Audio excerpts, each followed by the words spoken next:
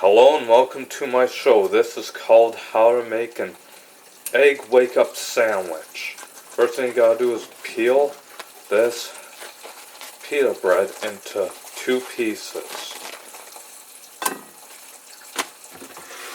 then get the mayonnaise.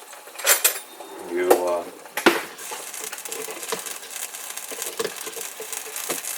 spread it. And then for the other one, you spread it.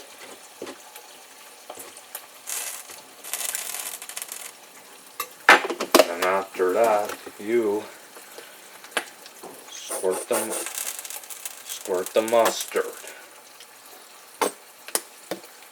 And after that, you get the eggs.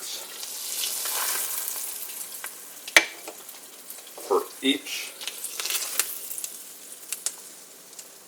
sandwich.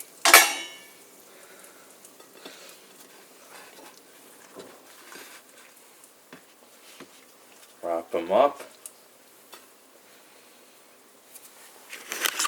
And here you go. Here's your egg wake up sandwich.